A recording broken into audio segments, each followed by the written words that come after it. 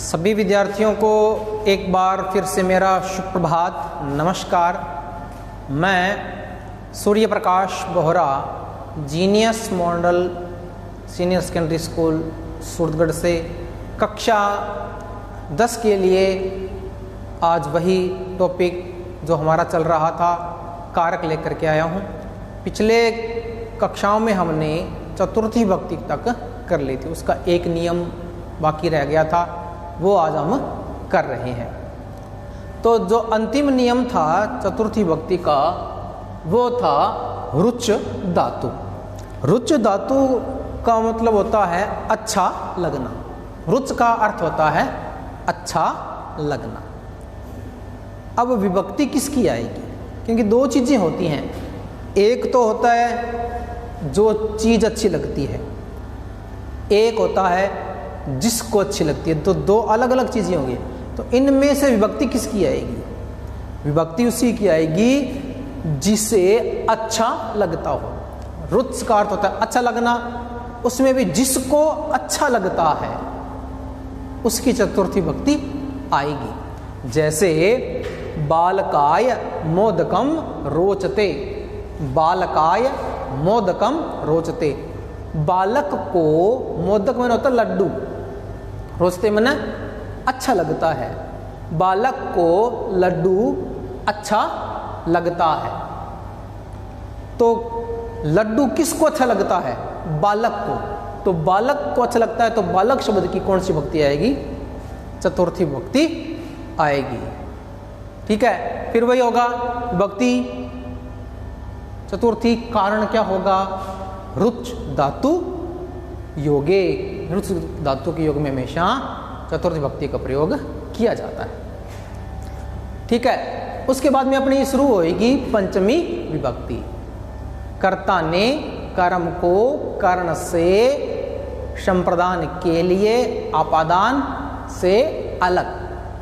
तो अपादान पहला जो कारण है, इसका पहला जो नियम है वो है अपादान कारक। अपादान कारक क्या होता है? हम अपादान किसको कहते हैं? अपादान होता है, हम कहते हैं ध्रुव को। क्या होता है? ध्रुव। ध्रुव का मतलब होता है स्थिर। ठीक है, पंचमी विभक्ति में अपादान, अपादान में क्या होता है? अलगाव का भाव होता है। एक चीज है वो दूसरे से अलग होती है। अब वहां यहां भी चीजें दो हो गई, एक तो चीज अलग हो रही है, एक जिससे अलग हो रही है। तो अपादान कहाँ होगा? इसीलिए यहां ध्रुव शब्द का प्रयोग किया जाता है कि जो चीज स्थिर होगी वो क्या होगी? ध्रुव। और वही क्या होगी?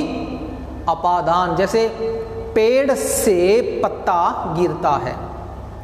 अब एक तो पेड़ हो गया, एक हो गया पत्ता। इन दोनों में ध्रुव कौन है? यानी कि इन दोनों में स्थिर कौन है? पेड़ है या पत्ता है? पेड़ है ना, पेड़ स्थिर है और पत्ता अलग हो रहा है। तो जो चीज स्थिर है वो ध्रुव है और जो ध्रुव है वह अपादान है। और जहां अपादान होगा वहां पंचमी विभक्ति आएगी। जैसे वृक्षात पत्राणि पतंती, वृक्ष से पत्ते गिरते हैं। तो वृक्ष यहाँ स्थिर हो गया, तो स्थिर होने के कारण वृक्षात में अपादान कारक हो गया और अपादान कारक होने के कारण इसमें पंचमी विभक्ति हो गई। आई बात समझ में? फिर वही विभक्ति कौन सी आएगी? पंचमी।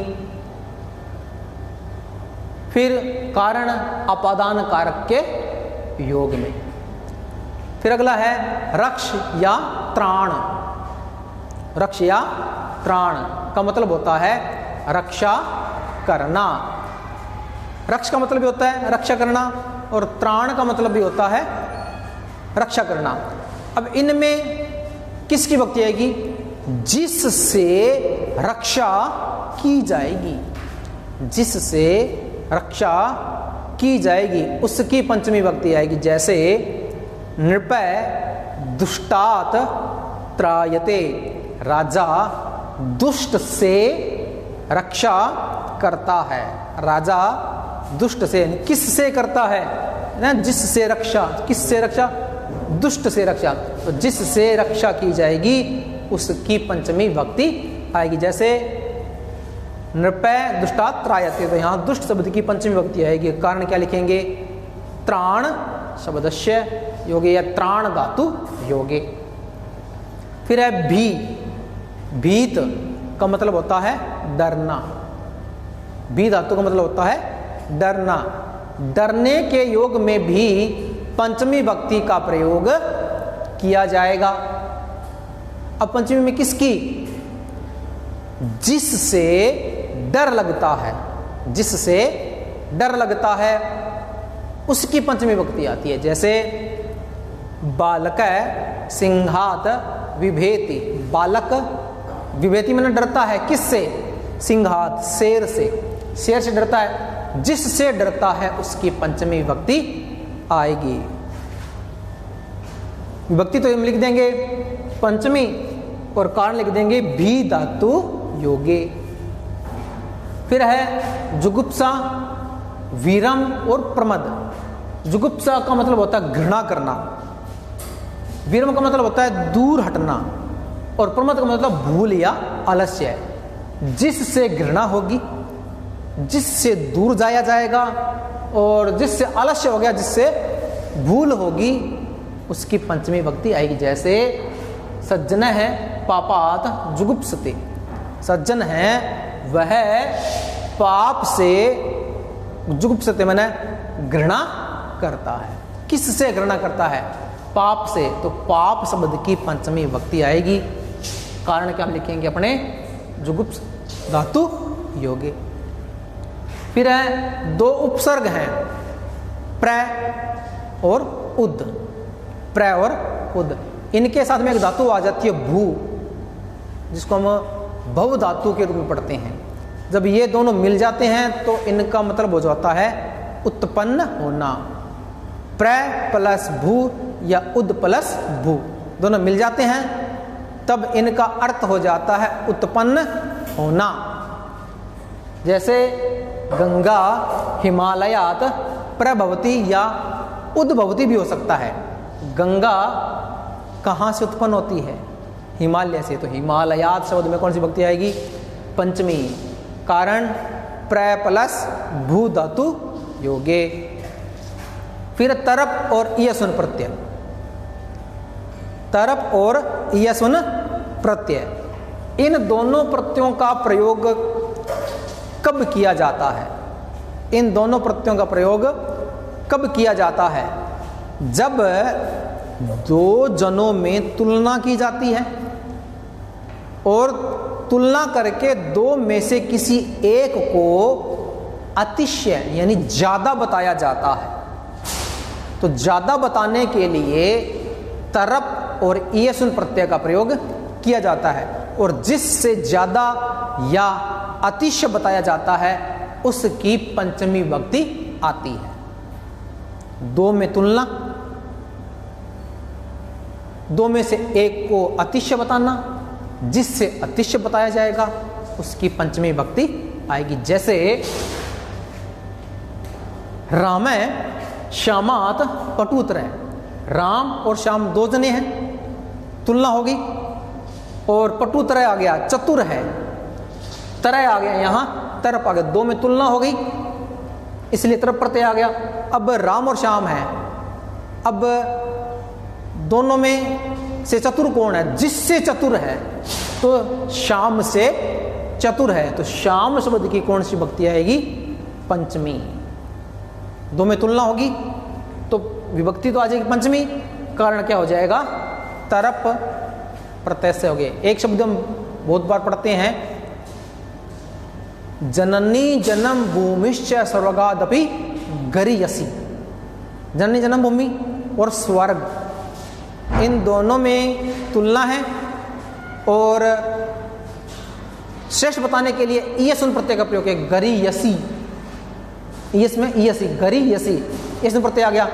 किससे श्रेष्ठ बताया गया है, स्वर्गात, स्वर्ग से श्रेष्ठ बताया गया, इसलिए स्वर्गात शब्द में कौन सी विभक्ति आएगी, पंचमी, और कारण हम क्या लिखेंगे, यशुन प्रत्यय। फिर है अदर्शन में, अदर्शन का मतलब है अदर्शन की इच्छा। कई बार हम ऐसा सोचते हैं कि हमको कोई देखे ना, ऐसे मन में इच्छा होती है कि हमको कोई देखे ना, तो वो क्या कहलाती है, अदर्शन की इच्छा। बड़ा मन में एक प्रश्न आ रहा होगा भी ऐसा कैसे हो सकता है कि हमारी इच्छा हो कि हमको कोई देखे ना। तो एक हम खेल खेलते हैं ना, लुका छिपी खेलते हैं ना, लुका छिपी में अब जब आप खेलते हैं तो मन में क्या इच्छा होती है, यही होती है ना, कोई हमको देख ना ले, तो वही क्या होती है, अदर्शन की इच्छा होती है। तो जिससे अदर्शन की इच्छा होती है वह, उससे पंचमी भक्ति आएगी। जैसे मातु कृष्ण नीलीयते, कृष्ण है माता से, नीलीयते मैंने छिपता है, मातु कृष्ण नीलीयते, माता से कृष्ण छिपता है। कृष्ण की इच्छा क्या है कि माता उसको देखे ना, ठीक है। किस से छिप रहा है, माता से, तो मातु शब्द की पंचमी भक्ति आएगी, ठीक है। फिर अगला अपना नियम है इतर पृथक रीते बिना, चार शब्द हैं। इतर का मतलब अलग, पृथक का मतलब अलग, रीते मैंने बिना, बिना का मतलब भी बिना। इन चारों शब्दों के योग में जो शब्द आएगा उसकी पंचमी भक्ति आएगी। जैसे ज्ञानात रीते, ज्ञानात रीते, रीते का मतलब बिना, ज्ञानात मैंने ज्ञान से, ज्ञान के बिना, तो ज्ञानात शब्द में कौन सी भक्ति आएगी, पंचमी का नाम लिखेंगे रीते। यहां इतनी अपनी पंचमी भक्ति है। फिर उसको षष्ठी भक्ति। एक संबंध में मैंने बताया था संस्कृत में संबंध कारक नहीं होता, लेकिन ये यहां कारक नहीं है। संबंध का मतलब है संबंध, आप रिलेशन बताने में, रिलेशन बताने में, संबंध बताने में षष्ठी भक्ति का प्रयोग किया जाता है। जैसे रामस्य पिता दशरथ है, राम के पिता दशरथ है। फिर आता है अपना नियम है तमप और इष्ठन प्रत्यय, जहां अनेक लोगों में तुलना की जाती है, अनेक से एक को, अनेक में से किसी एक को अतिशय बताया जाता है, उसकी षष्ठी और सप्तमी। देखो मैंने यहां सप्तमी भी लिखा है, दोनों विभक्तियां आती हैं। जैसे कवि नाम कालिदास श्रेष्ठ है, तो कवि कितने सारे हैं, बहुत सारे हैं, और किसी एक कवि को, कालिदास को श्रेष्ठ है, ष्ठ आ गया ना, तो इस यहां इष्टन प्रत्यय है, तो कवि नाम में षष्ठी आएगी, कारण हम क्या लिखेंगे, इष्टन प्रत्ययस्य योगे। फिर आता है दूर वाले शब्दों में, जिन शब्दों का अर्थ होता है दूर, ऐसे शब्दों के योग में हमेशा षष्ठी भक्ति आती है। जैसे विद्यालय ग्रामस्य दूरमस्ति, विद्यालय गांव के दूर है, दूर शब्द आ गया, इसलिए ग्रामस्य में कौन सी आएगी, षष्ठी। कारण क्या लिखेंगे, दूर शब्दस्य योगे। फिर अपनी अंतिम विभक्ति आती है सप्तमी विभक्ति। सप्तमी विभक्ति में अधिकरण, अधिकरण कारक में, अधिकरण किसे कहते हैं, जो किसी चीज का आधार होता है। किसी चीज पे कोई चीज टिकी होती है, जिस पे चीज कोई टिकी होगी वो क्या होगा, आधार होगा, और जो आधार होगा वह अधिकरण होगा, और अधिकरण में सप्तमी विभक्ति आ जाएगी, ठीक है। जैसे वृक्षेषु खगा वसंती, वृक्षों पर पक्षी रहते हैं, पक्षियों के रहने का आधार क्या है, वृक्ष है, तो वृक्ष क्या हो गया, आधार, आधार होने के कारण अधिकरण हो गया, और अधिकरण होने के कारण इसमें विभक्ति हो गई सप्तमी, ठीक है। फिर कुछ शब्द हैं पटु, प्रवीण, संलग्न, निपुण और स्नेह। पटु मैंने चतुर, प्रवीण मैंने भी चतुर होता है, निपुण होता है, संलग्न मैंने लगा हुआ, निपुण में निपुण, स्नेह मैंने प्रेम करना। तो इन शब्दों में हमेशा कौन सी विभक्ति आएगी, सप्तमी। जैसे स्वीकार्य संलग्न है, वह अपने कार्य में संलग्न है, तो स्वीकार्य शब्द में कौन सी विभक्ति आएगी? सप्तमी। और कारण क्या लिखेंगे? संलग्न शब्द से योगी। तो यहाँ अपनी जो कारक हैं वह यहाँ समाप्त हो गए हैं और इस आवश्यकता है इसका बार बार अभ्यास करने की। धन्यवाद।